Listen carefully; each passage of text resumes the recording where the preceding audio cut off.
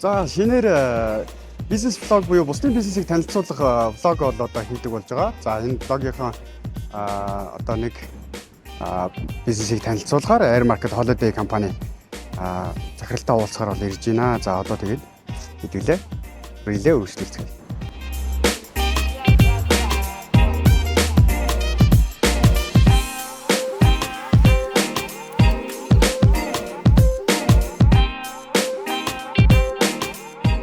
Я 3 дахь гараад ирсэн.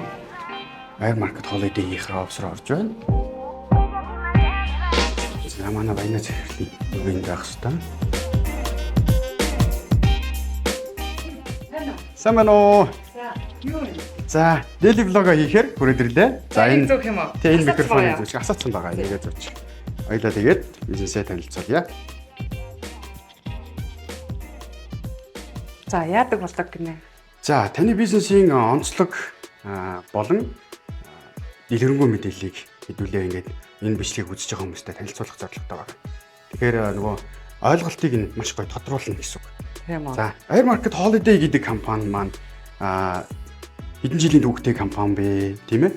Ямар үйлчилгээ эрхэлдэг байгууллага вэ? За, анхны үзэж байгаа хүмүүст зориулаад энэ тайлбарлаад өгөөч. За, Air Market Holiday бол одоо гадаад аялал дээр тулгуурлаж ажилладаг. Тэгээ гадагшаага монголчуудаа аялуулдаг гэсэн үг. За, тэгээ манайх болохоор одоо хамгийн олон жил ажилласан нь бол одоо Чэжүүгийн аялал маань байдаг 21 жил энэ чиглэлд хийж байгаа. Тэгээ энд та одоо энийг харуул одоо Солонгосын аялал жуулчлалын яамны дэргэдэх төрийн эмчит корпорациас одоо 2018 оноос хойш баг бүх шагнал жил болгон авдаг байгаа. Солонгос улсыг монголчуудад одоо таниулан сурталчилсан хамгийн олон аялагч явуулсан гэдэг тиймэрхүү өргөмжлүүд байна. Вау, наа чи өстө тасархай юм байна. За энийг харъя. За, манай компаниас эндээс ингээ хараад Монголын аялал жуулчлалын мэргэжлийн холбоо гэж байлаа. Баадлага гэрэл дээр гараад та яа. За.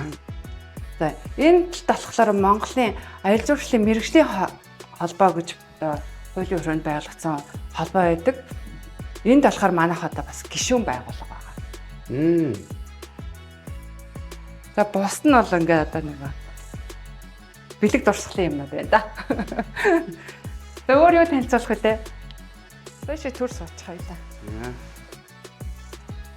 Air Market Holiday. За, тэгээ сүүлийн үед яг тренд болж байгаа гэхээр гадаад аялал чинь ерөнхийдөө нөгөө өвлийн уйлрал болон зуны уйлрал гэдэг нэг хоёр салдаг. Өвөл бол мэдээж нөгөө далайн эрэг лугаа төлхөө. За би шийсэн багш. Тэгээ ямар улсууд дээр аялал явуулдаг гэсэн юм. Ер нь бол монголчууд ч нөгөө өвөл болохоор дулаан газар явах сонирхолтой. Зам болохоор одоо илүү сонирхолтой Япон, Солонгос гэдэг юм уу те. Хятад гэсэн чиглэлүүдээр явна.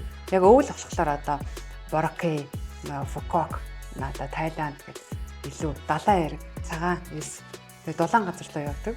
Тэгээ одоо бол чинь яг Солонгосын аяллаа сизон эхэлж байгаа. Би чамд яг Солонгос руу одоо аялж байгаа хүмүүсийнхаа акцент эхлээд танилцуулъя за. За. Энэ Фукуок ч нөгөө 22 дахь аймаг гэж нэрлэгдээд байсан. Тэгэхээр маш их хүмүүс нөгөө өвлийн улиралд аялдаг гэдэг нэг тэгээр нэрлэж үү эсвэл үс юм хочтой болсон юм болов? За, ерөнхийдөө нэг 12 сарын 1-ээс одоо 2 сарын сүүл хүртэл ер нь 3 сар чаар хүрэхгүй хугацаа байна шүү дээ. Энд ойролцоогоор нэг дунджаар нэг 15-аас 18 мянган монголчууд аялдаг учраас ер нь бол нэг аймаг дайны тоо гарч байгаа учраас тэгж нэрлэдэг. За. Тэр чин дулаахан ер нь бол яг ингээд аяллахын аймаг харахад бид нар нөгөө 6 цаг дотор ингээд аялуул айгүй хүн тухтаахгүй. 6 цагаас илүү ер нь нислэгт хүн ядардаг. Тэгэхээр яг Фукуок өөрөө яг 6 цаг дотор байдаг гэсэн. Тэгэхээр нислэгийн цагаасаа бас шалтгаалаад очиход эндээс хүүтэн газраас очиход дулаахан бах нь бас айгүй чухал. Тэгээ очиод бүх юм одоо юу гэдэг усан парк тий тэгээ хүүхдүүдэд яг нөгөө өвлийн улиралд төгсөжсэн зүйлүүд төгсөжсэн юм тэнд бүх дулаахан газрууд байгаа аав ээжд нь одоо казино одоо усан парк, амтны хөөрөлөн, далайн эрэг тэгээ бүх далаа дээр хийж болдог активити, шүхрээр өсрөх, далаа шомбох бүх юм одоо байдаг учраас хүмүүс их аялдаг гэсэн. Түүнээс бараг 21 жил Солонгос руу аялал зохион байгуулж байгаа гэж тийм. Тэгэхээр одоо энэ Солонгос руу аялал Жэжүгийнхаа одоо ингээд багцуудыг ингээд бүгдийг бэлтгэсэн хүмүүс маань ингээд захиалгад өгсөн одоо ер нь бэлтгэж байгаа гэсэн үг. Би чам тэр юг сонирхолтой байднаас тэр нөгөө юу харуулж байгаа ярилцдаг хөө. Тэгээ. Энэ бас манай доктор Батлын ус байна тийм ээ. Манайх ч бас ийм баггүй. Онцлог нь болохоор бид нар ингээд монголчуудаа гадагшаа аялуулахаас гадна буцаагаад гаднаас нөгөө жуулчин авчирдаг. Одоо жишээ нь бид нар ингээ Улаанбаатараас Чэжүү 3 цаг 30 минут нисээд аваачаад монголчуудаа буулгах чинь тэнгууд буцаагаад Солонгос жуулчин авчирна. Тэгээ Солонгос жуулчнаа энэ 5 хоног ингээд аялуулж хагаад нөгөө онгоц маань буцаагаад Солонгос хүмүүс хөргөж өгөхөр тэнд байгаа монголчуудаа авчирдаг байхгүй юу. Тэнгууд энд чинь одоо нөгөө Солонгос хүмүүс чи өдөрт бид нар чи бас 2 ус өгдөг. Тэгэхээр иймэрхүү нөгөө доктор Ротрийн бас усыг ингээд хэвлүүлээд өөрийнхөө логотой ингээд аялагчтаа бас ингээд энэ аялж байгаа гадны жуулчтаас өгдөг гэсэн. Оо. Тийм. Маш гоё үйлчилгээ. Сурчилгаа бас байна шүү дээ. За.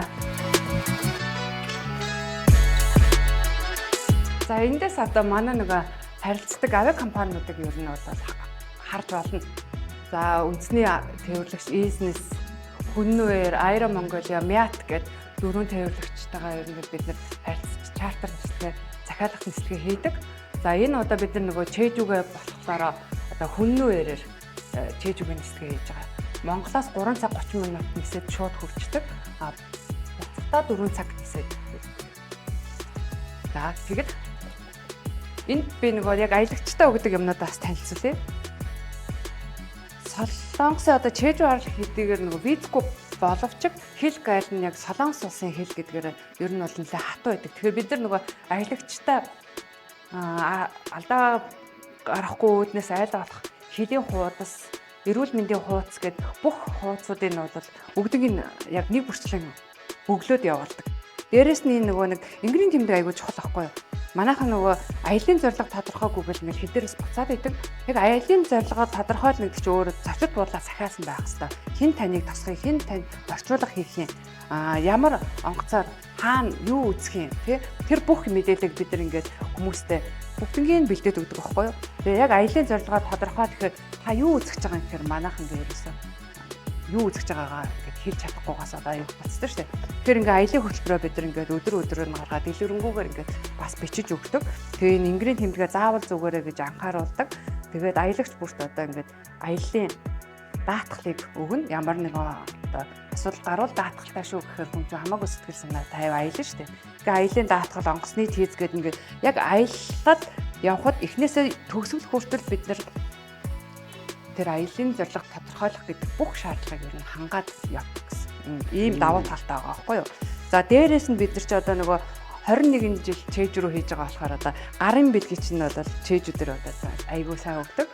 Тэгээ төсхүүрний оосор дэвүүр тэгээ нөгөө нарны тос одоо шомуулны тос хүртэл тэгээ савн шампунь гэдэг нэг аялын ийм сетүүд гэдэг иймэрхүү үг өгөөд бид нар ч одоо яг нэг хүн бараг юм тор дүүрэн юм гардуулаад ингээд бэлтгэхэд бэлтгэл хангалттай ер нь явдаг. Ийм юу байгаа. Ер нь бол зуны удирдалтаа Чэжүү, Япон гэсэн улсууд руу аялуулад тэгээд өвөл болохоор Филиппин, Бораке, Себу тэгээд Тайланд, Пхукет одоо Паттайя гэдэг арлуудаар аялуулна. Тэгээд Бангкок гэсэн чиглэлд бол баг өвөлдөө бол баг 30-40 нислэг гаргах 3 сар болсон. Тиймэрхүү л байна да. Одоо энэ Чэжүү гэхэд одоо манайх юу болж байгаа? 6 удаагийн аял гаргаж байгаа. Тэр хэмжээгээр бид нар чинь бас буцаагаад Солонгосоос жуулч авдаг гэсэн үг байхгүй юу? Одоо энэ гарын бэлгэнд байгаа энэ нарны тос гэхэд одоо Жэжүүг шалган байгаа арьсан хамгаалаараа гэдэг одоо гарын бэлэг байна шүү дээ. Нэг шумуулны тос тийм. Шумуулны тос хүртлээ бас тэ хөөргөн хэлсэн. Ямар гоё. Солонгос чинь шумуулны бас шумуултай. Энэ нарны төсөг бол яг халуун газар угаасаа монголчууд юу н халуун газар л их аялж байгаа учраас энэ нарны төсөг бас бүх аялагчтай өгдөг. Тэгээ бидний чинь нөгөө энүүхэндээ гэж нэг гадагшаага мөнгө урсгаад байна гэж нөгөө хараад идэг тий гадагшаага аял хийж нэхэр тэгээ манайх бол нэг онцлог нь болохоор бид нэр одоо өвлийн хугацаанд бол өвлийн аял зурчил гэдэг утгаараа Филиппин руу бас ингээ монголчуудаа аялуулад буцаага тэнд байгаа Филиппин хүмүүсийг одоо цас үзүүлэх гээд энэ Монгол авчирдаг байхгүй юу? Бараг 4 ээлж ирдэг ер нь бол өвлдөө. Тэгээ эндээ одоо нохоо чаргатай тэрэлжид ингээд 4 шин 5 өдөр аялчаад тэгээ буцаад явдаг. Тэгэхээр бид нар бас ингээд өвлийн улирлаар ч гэсэндээ өвлийн аялал жуулчлалыг дэмжих үүднээс гаднаас жуулч авдаг. Зундаа ч гэсэн ингээд чэжүүгээс солонгос жуулчдыг бас авчирдаг байхгүй юу? Тийм бас онцлогтой байгаа шүү манай компани. За манай байгууллага энэ Европ руу ч юм уу одоо визтэй улсууд руу аялдаг хүмүүст одоо визний материалыг бүрдүүлж одоо тэр юм одоо шаардлагын бүрэн хангахад тусалдаг гэсэн тэр ямар үйлчлэг үүд юм бэ? За аялын виз гэхэд яг ганцхан Европ биш Европ, Япон, одоо Солонгос тэгээд одоо Америк гэх бүх төрлийн визийг бол бид нэр материалыг бүрдүүлдэг. Тэгэхээр хүмүүс ингээд ер нь бол өөртөө одоо ямар шаардлага юуг бүрдүүлэх вэ гэдгийг сайн мэддэггүй. Тэгэхээр тэр хүн болгонтэй бид нар заавал бичлэн уулзаад яг ямар зорилготой юм, танд ямар материал дутуу байгаа гэдэг материал болгон дээр нь ярилцж зөвлөгөө өгнө. Үүнээс гадна нөгөө ярилцлаганд орохын өмнө бас хэд хоногийн өмнө нөгөө дахиж нөгөө анхааруулна шүү дээ. Та ингэж ярьж, ингэж аялаараа яа шүү гэд наривчилж одоо бүгдийн зөвлөгөө өгдөг гэсэн. Ялангуяа манайхны алддаг юм бол одоо нөгөө юу гэх штэ. Дасны хуулгай айгу буруу хөтэлдэг тий. Ер нь бол одоо солонгосын визэнд орлоо гэж бодвол 6 сарынхаа одоо хураангуй хуулгай аваад харахад одоо 100-аас доошоо юм уу 120-оос илүү одоо хувь хэтрээгүй байх хэрэгтэй ч гэдэг юм уу тий. Тэгээд дээшээ байвал ер нь гарахгүй байх магадлалтай гэдэг. Ингээд наривчлаад ингээд хүн болгон дээр баг нэг зөвлөгөө өгдөгөр аяа онцлогтой. Маш гоё юм байна. Анх удаа явж байгаа хүнд ч гэсэн эсвэл урьдчилан төлөвлөж байгаа хүмүүст ч гэсэн яг энэ бол виз нь гарах бүрэн магадлалтай болох юм шүү дээ, тийм үү? Тийм. Хүн болгон л одоо нөгөө ажлын газрын тодорхойлт бас авч чадахгүй шүү дээ. Нийгмийн даатгал бас бүгд төлдөггүй ч явж болно тий. Тэгэхээр тэр чинь хамгийн гол нь та ямар орлоготой вэ гэдгийг нотлох бичиг баримтуудыг бид нар одоо түрээсийн гэрээгээр ч юм уу тий өөр давхар орлого ч гэдэг юм. Тэрийг нь гаргаж ирж одоо баримтжуулах одоо ажлын одоо харилцан ярилцаад яг ийм байвал танд гарах юм. За бүр гарахааргүй хүмүүсээ бид нар бол үзчихээ. Зааварчлаараа бид нар бол гарахгүй гэж таныг одоо үдэж байна гэж шудраг хэлчихдэг шүү дээ. Тэр нь хин энэ амардаггүй бол тэгээд нөгөө гарахгүй байх магадaltaй хүмүүс төр тэр хүнд ч гэсэнтэй ажиллаулаад явах тийм. Маш зөв. Манай баяны захирлын нэг гоё аяллаа нэг өрөө үг байдаг шүү дээ. Ерөөсөө нэг сонсчихлоор ахиж юус мартагдгүй нэг үг байдаг. Тэр үгээ нэг энэ блогон дээр хэлээд өгье.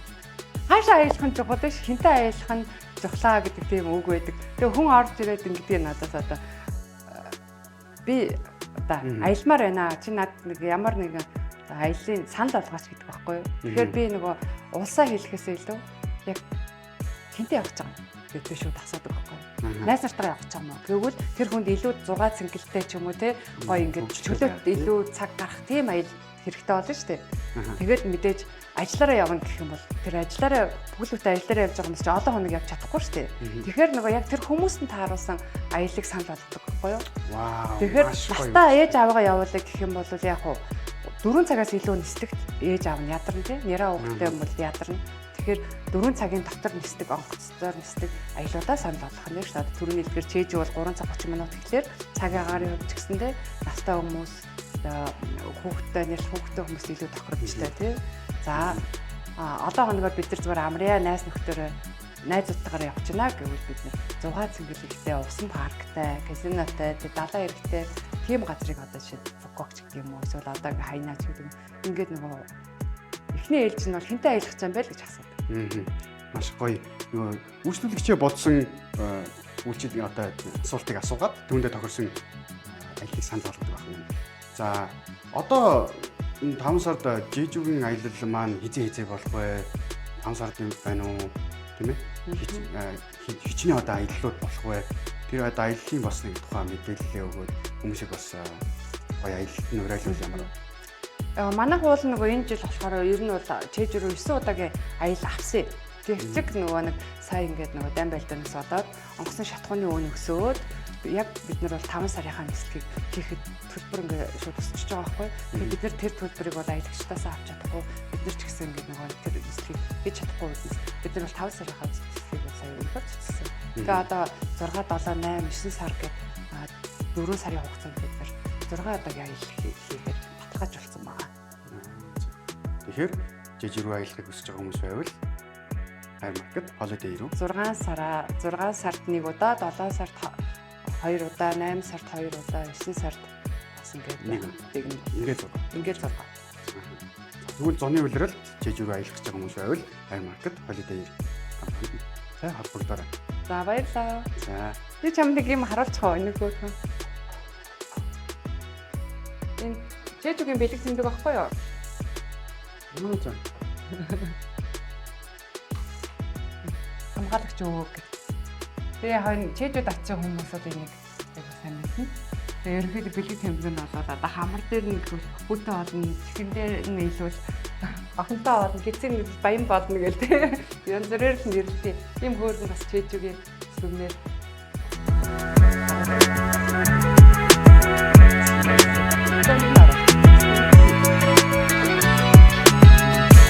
Бусдын бизнесийг танилцуулах влог маань ингээд дуусч байна. Дараагийнхаа влогоор хамтдаа уулзцгаая.